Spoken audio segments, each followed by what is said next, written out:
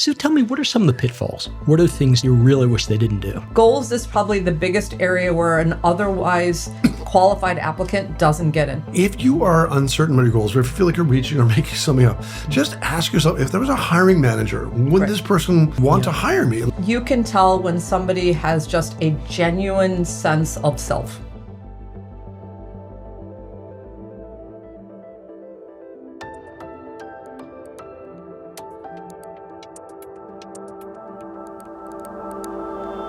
Today's episode is a must-listen for anyone preparing for MBA interviews, whether they're just around the corner or still a few months away. We're talking all about interview pitfalls, what can go wrong and why, and just as importantly, what sets great MBA interviews apart. I can't think of a better person to guide us through this topic than Devi Vallabhaneni, a seasoned mbaMission consultant, former Harvard interviewer, and someone who's helped countless applicants transform their interview performance and land spots at top programs around the world. Whether you're a natural talker or the type who freezes under pressure, this conversation will give you the tools to stand out for the right reasons and avoid mistakes that trip up even the most qualified candidates. So you have interviewed, I forgot what the last count was. About 300. About 300 people. No, 300 individual interviews, not 300 people. Okay, so it's still a lot. Yeah, more than one interview per person. Right. Almost all for Harvard. I would say a good 80% for Harvard. Yeah, you could. I would just say you could walk around Harvard and find someone to high five. If you had been interviewed by Devi, you'll find another person to high five pretty quickly at Harvard. It was actually pretty cool. At my last reunion, my 25th year reunion, which was 3 years ago, I was walking around Spangler and somebody comes up to me and she says, "Are you Devi?" I said, "Yes." And she's like, "You're the reason I'm here." That's awesome. That's so really nice. Terrific. That's so That nice. is really terrific. So you've seen a lot. So tell me, what are some of the pitfalls? What do things do that you really wish they didn't do? A lot. But that doesn't make for a good podcast. Right. A lot of it has to do with goals and behaviors around goals. And what I mean by behaviors is it's the assumption or the anxiety that come well before you even get to the interview. It's in your application. And the thing is, if you put bad goals in your application, you're stuck for the interview. Right. And, and again, the interview just means there's something interesting in your application that they want to learn more about you. Right. It could be about your goals. It could be not. Goals is probably the biggest area where an otherwise qualified applicant doesn't get in. Okay. Because their goal, like if you weren't, on the margin, you're not going to get in anyway, no matter what your goals are. Right. But I'm talking about an otherwise qualified applicant who most likely would get in. But for something related to the goals. Right. When I think about goals in terms of for business school applications, maybe life in general, we always think in terms of achievable and aspirational. So are the achievable meaning you could actually do it with an MBA? Aspirational meaning it's grand enough that you need an MBA to do it. Is that how you should approach it? I use the word plausible. Okay. Can this person really achieve it based on what they've done? And not just because they're going to a great school. Do you know what I mean? In terms of, and the other way I look about it is, are they bringing their future forward? Right. So, for example, if they've done nothing in healthcare and they've had this lifelong dream to go into healthcare, are they doing anything now? Right. Or even baby steps, in terms of versus just waiting for the MBA to make this huge, gigantic pivot. Right, and then lightning strikes, That's exactly right. And I'm sorry, that's just too much burden to put on those 2 years, right? In terms of... If I may, I was talking about the bridge. I'm like, you're on one side of the river right now, and you want to get to the other, and Harvard or whatever school is, Wharton, whatever is the bridge that's going to get you there. But there are just some bridges that can't be built, no matter how good the school is. That's right. So I agree. It's like I'm a speechwriter. This is one I'm a speechwriter. I want to go to hedge funds. Can't build that bridge. Unbuildable bridge. Virtually unbuildable, or at least so implausible that someone would bet heavily against you. That's exactly right. If you want to be one of our success stories, sign up for a free consultation with a member of our full-time MBA admissions team. Since we've worked with tens of thousands of applicants over the past 2 decades, we can give you our honest opinion on your chances and help you put together your very best application. That is not a sales call, but rather your first session with one of us for free. We can give you a profile evaluation, answer specific questions about the process, review your resume, talk about your school choices, and so much more. Sign up at mbaMission.com/consult. We look forward to working with you. It's things like that. And then the flip side, in terms of two flavors of this implausibility, and it's not aspirational, is virtue signaling. Right. And we'll talk about that. Right. And it is so much more prevalent, I would say, in the last couple of years. Yeah, I know what you mean. Take a moment to explain what you mean by virtue signaling. Absolutely, and I see it more often with PE candidates. Sorry. Yeah. We love PE candidates. They're an important part of the economy. And so huge part of our client base. Yeah, absolutely. Huge. And the thing is, their experiences are phenomenal, right? So let's just get to that of like, to get into PE, you have to have a lot of strength in terms of experiences and just how you think and everything. So if you like PE and want to go back into PE, just own it. Yep. But don't all of a sudden say you want to go into nonprofit. Absolutely. I mean, and if you've never really taken nonprofit seriously and never done that. Right. Who here has had an applicant who was in PE and want to go back to PE? Good. Harold, you got to put your hand up. No, that's true. I do want to. I mean, I've had dozens and dozens, and it's like there's you just have to show that you're interested That's in exactly right. PE. Or you want to go maybe to a smaller shop or to a firm that maybe specializes in a certain sector. Or you had one deal that was really fascinating to you. You want to go deeper into someone who specializes in that area, or whatever it might be. Or a different investment thesis in terms of longer hold period or whatever. Right. Own it. Yeah. But you don't have to apologize for it indirectly. But these days, one of our colleagues, and it was one of our colleagues' client, and then an interviewer for me. Apparently, he was going to go back to PE. The night before, he changed his goals to a virtuous industry. Right. And I had the exact same thing. And so I was like preparing for this interview, and I'm like so excited to meet him, and then it was like a screeching halt when I got to his goals. I'm like, what? Yeah, who are you? And you know what I mean? It's like all of a sudden, I'm like, this made no sense, and I'm like, what? Why would he say this? Yeah. And there's zero experience in this future industry, either in an extracurricular or at work or anything, and then he said, "Well, I felt like I had to." I mean, in our one-on-one, but it's too late. Yeah. And anyway. I feel like you see this in waves. Like as the economy builds in a certain area, there's like a bubble. People start jumping on the bandwagon. So like we definitely saw this in during the preceding the financial crisis when the things really built up to a bubble, where applicants were like saying like, oh well, I'm a teacher, but I want to go into finance now because I think that finance can revolutionize education. And you're just like, sometimes it was like work that way. Sometimes it sort of holds up intellectually, sometimes it doesn't. And like during the lead up, like 2007, 2008, 2009, like I guess 2009 was when the bubble burst. Yeah, but I mean, so 2006, 7, 8, when everyone was getting hired into finance, everyone who was applying was like, because it was exciting. It was an exciting time, right? And we saw that also with like waves of entrepreneurship, right after. There's a flavor of the month. Yes, and so right now it's AI, right? Yeah. So right now it's like I want to, revolutionize my industry. Insert said industry with AI when they've done nothing. I like mugs, and I'm going to AI for mugs. It's like what are you talking about? It doesn't make any sense. Right. Absolutely. Let me sort of put a caveat in here. We all raised our hands when it came time to working with PE clients, except for me. We did. Yeah. You should have raised your hand because you work with a ton of PE clients because you have experience in PE yourself. About 3/4 of my clients are PE. Yes. Of my clients are actually in PE. But sort of anticipating what you're going to say, of the PE applicants I work with, when we start talking about goals, invariably, that first goal is, oh, yeah, I know in PE, it's sort of boring. I actually do want to go back there. I did. But instead, how about if I say ed tech? I hate that. How about if I say social impact? Usually there's no ed or tech in their background. Right. That's right. Or if it's tech, it's something else. And they're going to, really force that connection into the ed part. Yeah. No. And you see this with applicants, I think, who change their goals for each school. Yeah, who are like, don't do that. Okay, well, for Stanford, I'm going to say I want to be an entrepreneur. It's like, okay, is there anything in your background at all that says entrepreneur?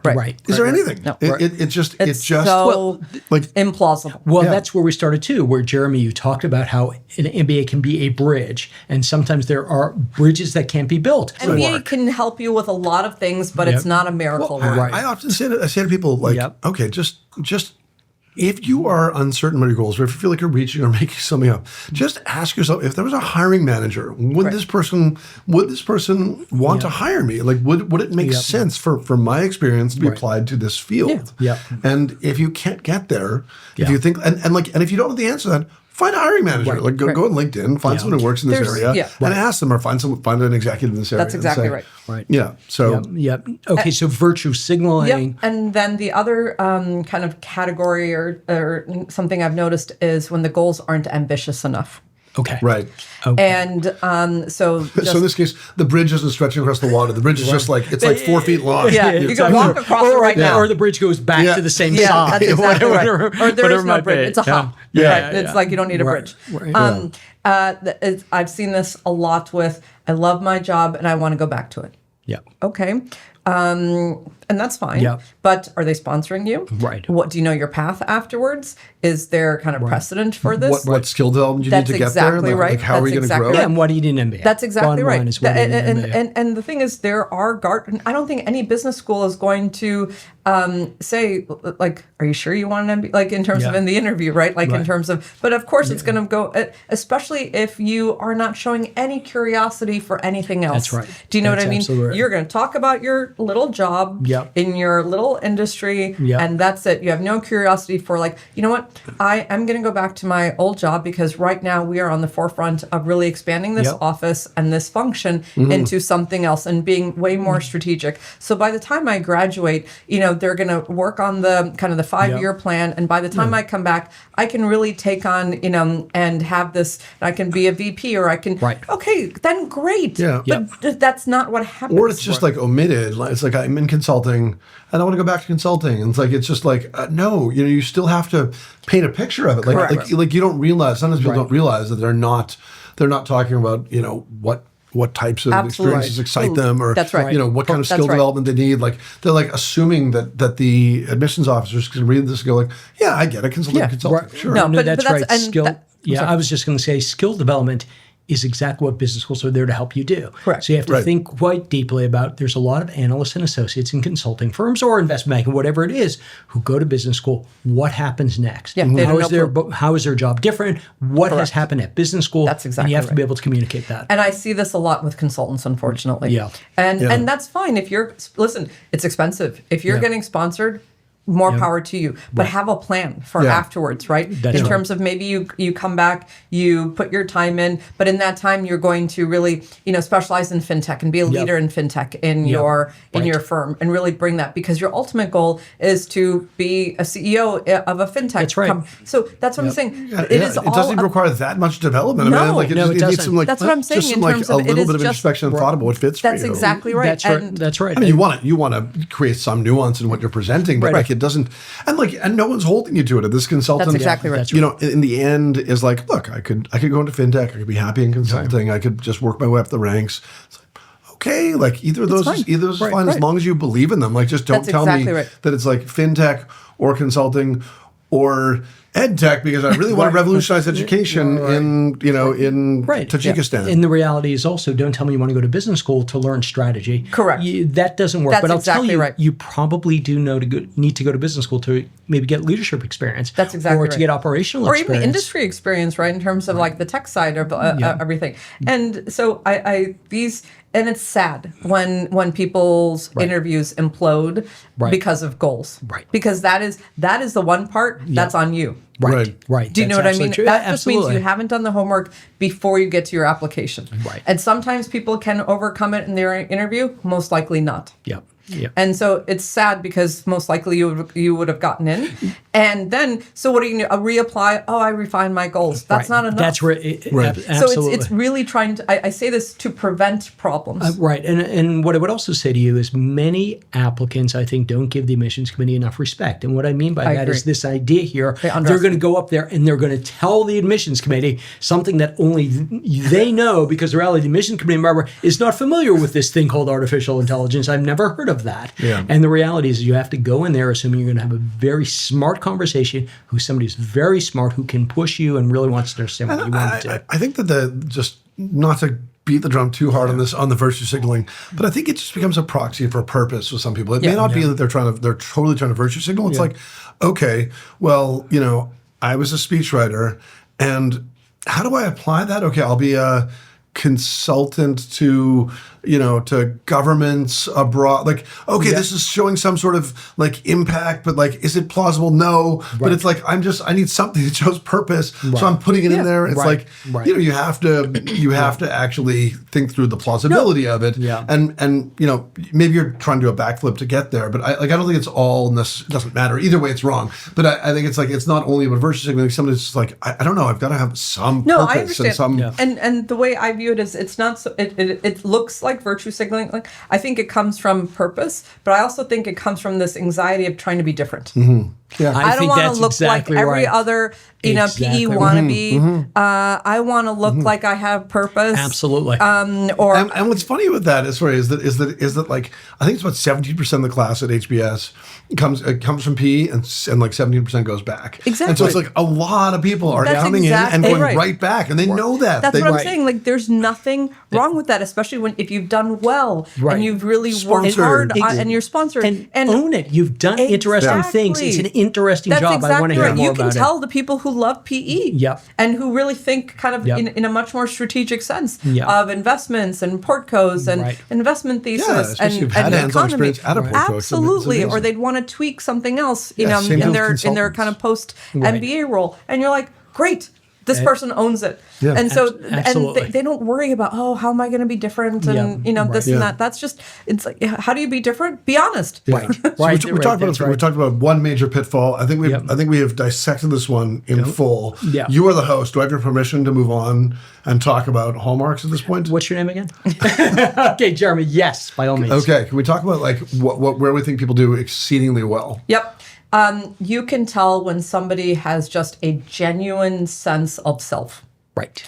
In terms of they're self-aware, both of what they don't know, maybe what they did wrong, and they're not trying to hide it. They've digested kind of the good and the bad about their profile, and it's just pleasant. Yeah. Can I jump in for 1 sec? You know the story well, because I think when people hear a strong sense of self, I think they hear assertiveness, and and that's not what we're saying. Self-awareness and self-awareness. So I had an applicant who applied to Harvard Business School.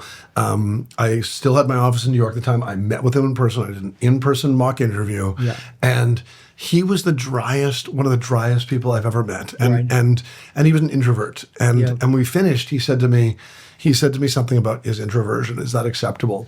And then he said to me, I'm not the type of guy who's going to light up a room. And I thought to myself, I laughed so hard because it was so great. He knew himself so well, right? Yes. And like, it wasn't that he had to use that one-liner in his interview. I don't know if he did or he didn't, but he got in. And so, because he knew who he was, he's like, look, I'm effective in different ways than other people. And he was able to articulate that. That's exactly right. And so it's not like when we say, knowing yourself, it doesn't mean being someone else. No, it means knowing yourself. That's and this is what we do very, very well at mbaMission. I want to make it a commercial specifically, but all of us spend a lot of time doing introspection with people. Absolutely. We do a lot of it because the only way you're going to know yourself is to think very deeply about who you are, what you've done. So that's certainly an important piece of the puzzle. In this year, I had a client with a really bad stutter. Mm-hmm. And he thought he was behind the 8 ball. Mm-hmm. I mean, in terms of but you can see how much he helped other people in the community, how much other leadership activities he's done to get over that. And also his track record spoke for itself of like, he's so well revered in his company, in his industry and all of this stuff. And, and during practice, it's like, you can tell he was just getting warmed up. And once he felt comfortable, and it just took him a while, that's natural. Right. Do you know what I mean? In terms of he owned who he is, and he knew how to communicate. He knew how to overcome it in such a high stakes environment. And I admire him so much for saying, you know what, I need practice for this. That's right. We had another applicant who had a very, very strong stutter years ago. And I remember meeting with him again in my office in New York.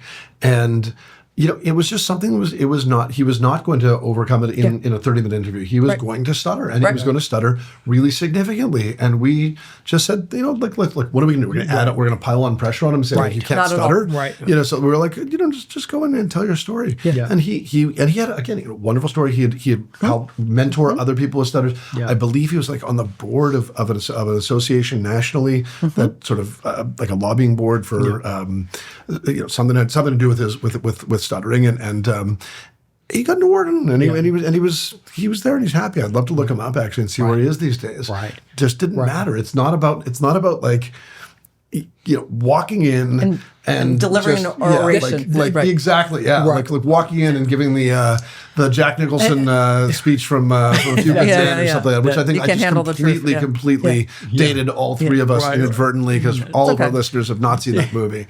But you're not walking into high drama. You're walking into you have to admire in terms of like people, and whether in that case that's a physical thing, but other people are like, I'm really scared that they're going to ask me about such and such. Like I did something in college I wasn't happy about, and this was a couple of years ago, and we practiced that story so much until he was emotionally clean telling that story. Right. Do you know what I mean? In terms of he's like, I know this is an area, and if I get asked this question, I am going to just stumble. And so we dissected, and that's where like, our role is like, I view my role as part therapist. Right. Do you know what I mean? Yeah. So like you have to help them get to that point of like, this is who I am. That's why I can always tell when somebody has practiced their interview with somebody who doesn't do a lot of interviews. And what I mean by that is I will have a client who say to me, listen, I practiced with this person, X person, somebody who even went to that school. And the feedback I got is I shouldn't do too much, or I personally use the term, I say all the time. I say all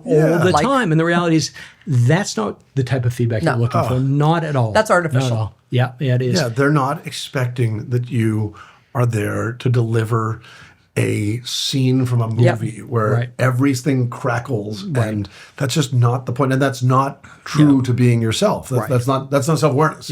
That comes across, and that's not how you're going to be in the classroom. Right. And not only is self-awareness important in the interview, I think that's what helps you show your genuine excitement for what's next. Your genuine excitement for this adventure called the MBA or HBS or the school or whatever it is. So until you get to that point, I'm really excited for this. I'm like, it's you're going to hit a ceiling. Do you know what I mean? In terms of, because you're not emotionally clean in terms of some of the things that, it's like, you don't, I often ask my clients, what question is going to trip you up? Right. Or do you think is going to, and we and make sure to practice that. You know what this reminds me of is the data slide as part of the MIT interview.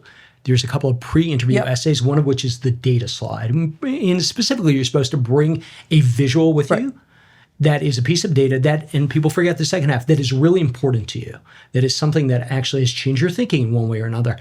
Invariably, I have clients, and obviously I work with a lot of MIT people, do a lot of Ding reviews, and people will, present me with a great visualization. It's like, oh, that's really interesting. And then I ask them, why is it important to you? Like, they don't even know what we're talking about at that point. So you have to really be ready to show yourself, but also you show yourself by sharing things that are important, that are really something that defines who you are. That's exactly right. Yeah, no, it's so true. And when you are self-aware, I like, everyone's nervous. Like, let's just face it. Like, even the best prepared, the most self-aware people are nervous. Right. Even the interviewer's nervous. Even the interviewers. Even for my intensives, I'm nervous. Like, in terms of of course, it's a big deal for them. Right. But there's healthy nerves. Yeah. And when you are not self-aware, that healthy nerves gets into the unhealthy territory. Right. Do you know what I mean? Yeah. And that's when you just like start saying things. Yes. Because of like things that you're not supposed to say that people just admit. Or you figure that you have the airport in its sight. You're going to sort of circle that runway for a little while, and eventually you'll get there. That's when they start answering questions that they weren't even asked. Right. Then they resort 20 minutes later. That's exactly right. Or like they resort to really bad behavior. And I think this isn't the type of question that gets asked at HBS, but like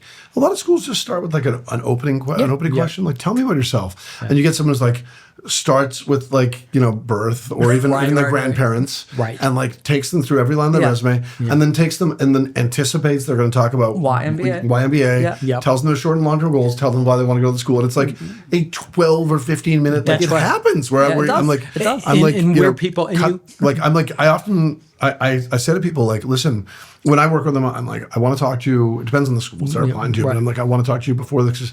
This is the most common mistake I make. I just don't want to waste your time with a mock interview. Right. Yeah. I actually direct them to our on-track platform and say, just rehearse these questions a few times and watch yourself do. Tell me about yourself, or walk me through your resume, or how did you get to where you are today, or something.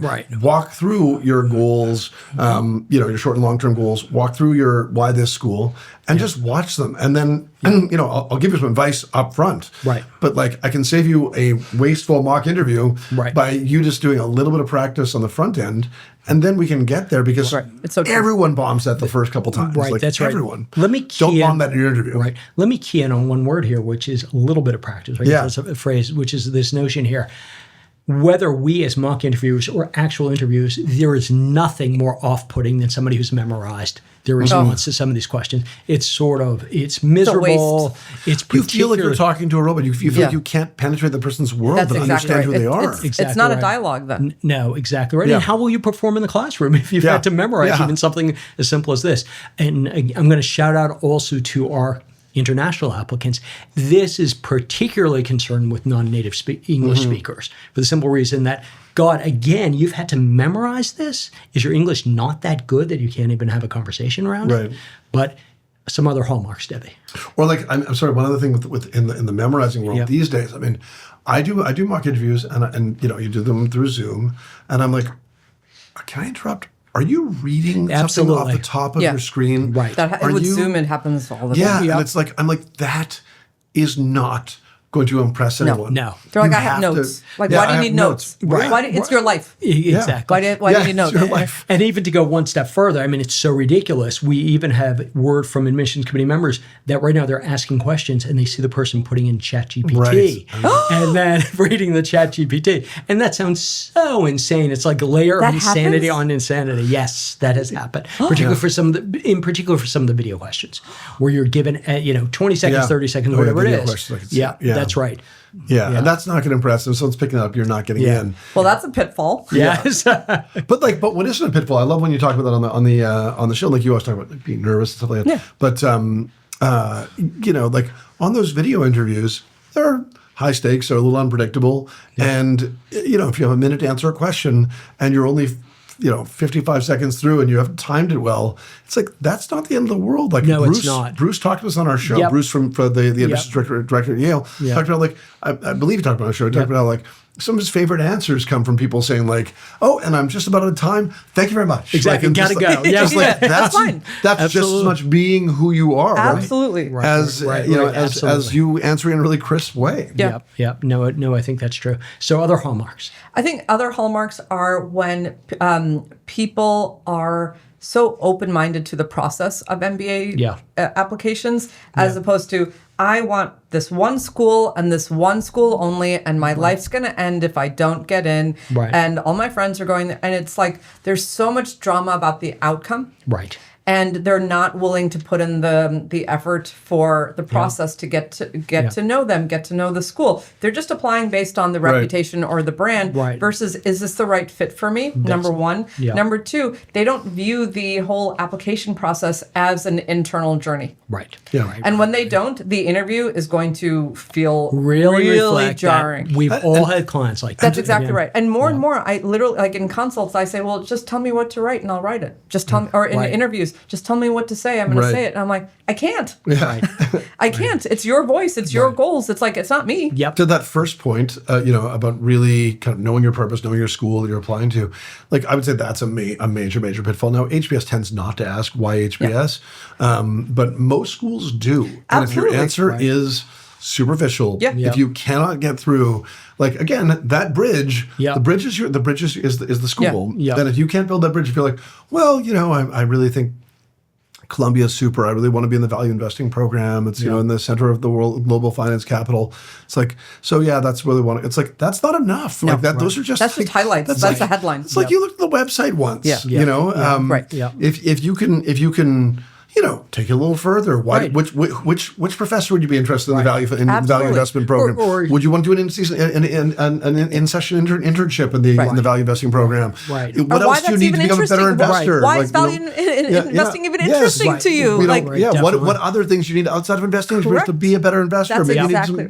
Whatever it is, you need to it's not about length. It's about depth. You can in 2 minutes you can discuss the school's resources well, and it's not the school's yes, it's annoying if to have an interview with someone if they don't know enough about you, but it's like they've got thousands of other people. If it's not you, it's somebody else. What you're saying to them is, I haven't cared enough to do the homework, to be prepared for this, and someone else has cared, and you as an admissions officer probably should bet on them instead of me being a good fit for your community and being a good alumni because they care. I am so glad that HBS isn't a primary question for HBS.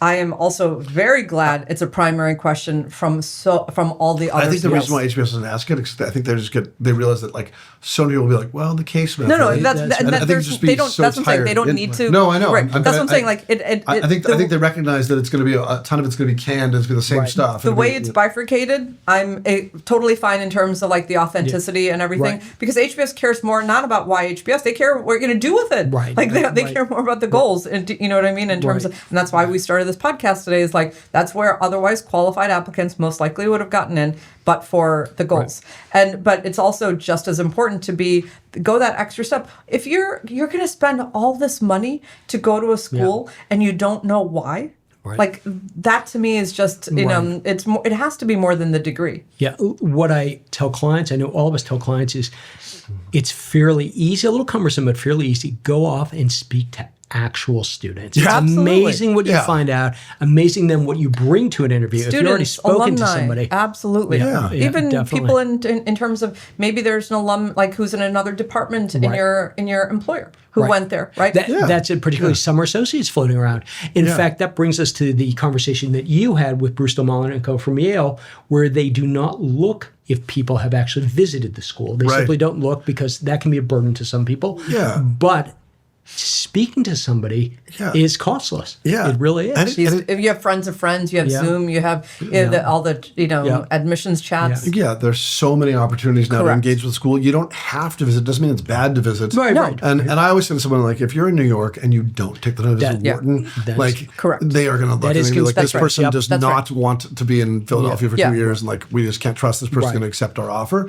But you don't. If you live in Seattle, you can get away with not visiting. If you if you can, you should. You're a consumer. It's a good idea, but you don't have to. And but you have to get to detailed information. That's right. It doesn't excuse you from talking to a few people. And talking to a few people is, again, good for you as a consumer, but you just might figure out, everyone knows that Adam Grant teaches a class at Wharton. Absolutely. Whatever. You might find that one niche class that really fits you. That's exactly right. That's exactly right. And you don't say, listen, I want to go to Wharton to be a finance school. Because at the end of the day, it's those sorts of answers that are clearly either coming generic, coming off the website or wherever it is that just does not move or stereotypes. Or stereotypes, absolutely. My favorite class at Darden was a class that professor brought in basically 17 speakers, all of whom had acquired a business for under $1 million, with with chewing gum and Scotch tape, and it was the most fascinating class. And I always thought to myself, I wonder why no one talks about this in their applications. And I was like, it was sort of a niche class. It was, and it's not for everyone. And I loved it, and lots of people took it, and it was for me. I really enjoyed it. I was an entrepreneur, and I was like, this is the kind of depth that people need when they're answering these questions. They picking the most popular professor, Stanford. I want to go to touchy-feeld class. I want to start a barrage.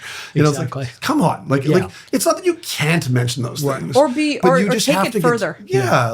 Of course, you can say, of course, I couldn't go through Stanford without taking touchy-feely. It's such a famous and popular class. But what I'm really excited about is, where you go after that with ... whatever it is, Or there's a part of me that's like, I'm really scared to be vulnerable, or I don't know what it means to be vulnerable. And this class would actually help me show where I can. That's great. Own it. And also show that you understand what's happening. That's exactly right. As opposed to, I want to improve my leadership and my communication skills with touchy-feely. Exactly right. And also, touchy-feely is not for everyone. I have a close friend of mine who went to Stanford. He hated the class. He thought it was terrible. Until you do the research, but that's that sense of self. That takes time to develop. But once you have it and you're sitting across from somebody in terms of and talking about your future, it's so obvious when somebody has it and when somebody doesn't. Right. Absolutely. Little parenthetical right here. Another school that teaches touchy-feely is also the University of Chicago.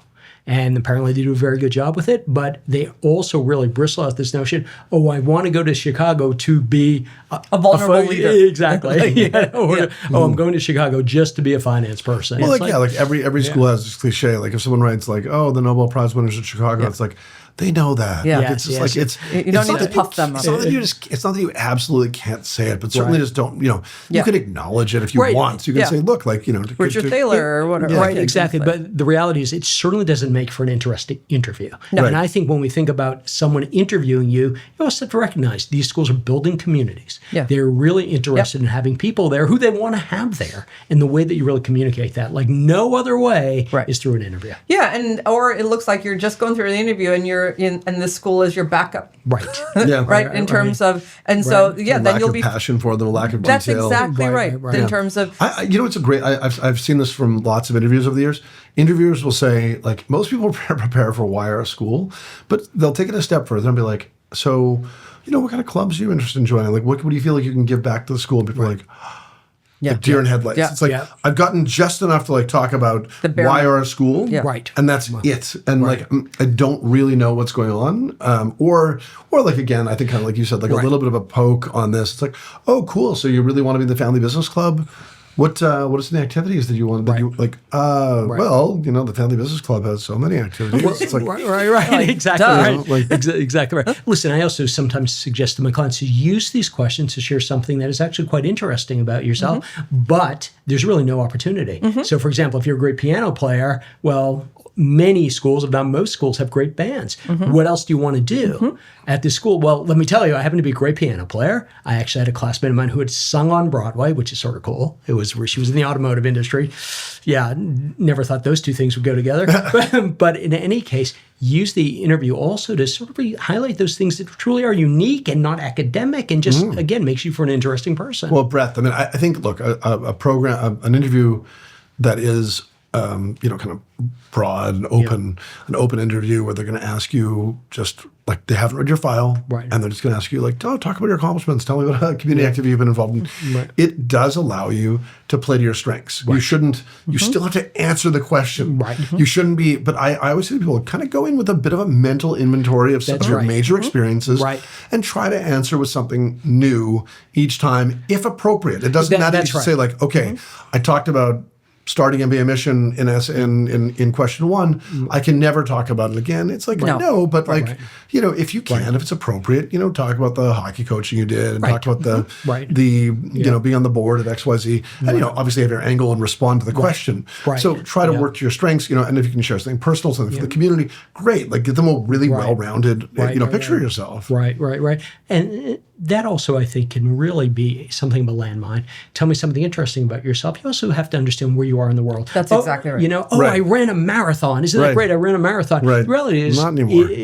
Not anymore. And also the person, 2 people from now is going to be interviewing an Olympic athlete, right? So why was a marathon so meaningful for you? Well, actually, I used to weigh 300 pounds, and it took me years, and I finally got myself in shape. That's a really interesting story, as opposed to I ran a marathon. Just answering it without a story. Anyone else who ran a marathon. And even then, unless there's something really exceptional, I would even stay away from that, just because so many people have done it.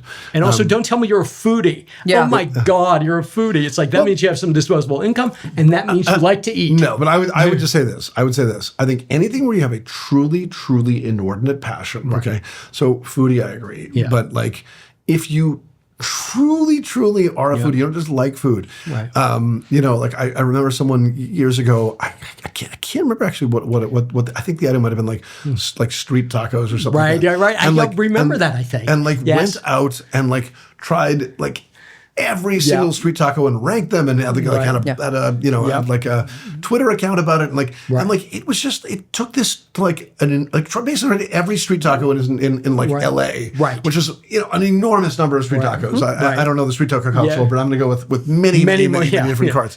Probably in the thousands. Yeah, probably more than a couple dozen. So tried many of them, and it was like, yeah, this is not you're a foodie. I'm an interesting and curious person. That's right. Who is and you're just sort of joyous about this in some ways. Right. Listen, look at us. Think about the stories that we have been excited about as we talk to our clients and think about street food. That's sort of amazing. I once had a client who made their own sugar crisps, I guess it is, an old style story. It's like something that whoa, I want to talk to you about all day. I would love to understand this better. Yeah. So, they're just personal stories that are really powerful, hobbies, interests, just simply things that we do for others that maybe aren't under the guise of community service, where we're just really engaged in something to better someone else's lot in life, and all those are fair game. Right.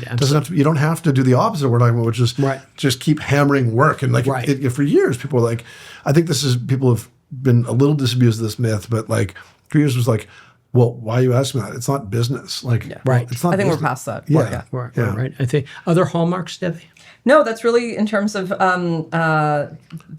hallmarks that I wanted to cover today. There is one behavior, going back to the pitfalls, that I just want to briefly touch on, because it was very prevalent this year, both in round 1 and round 2. And that is, they look at the numbers and they're like, there's no way I can get in. And they just feel there's a negativity that they start the process with. And I was a CPA and accountant at Arthur Andersen. Our motto is healthy skepticism. Right. And I think in terms of, again, it goes back to that healthy enthusiasm and healthy nerves in the interview.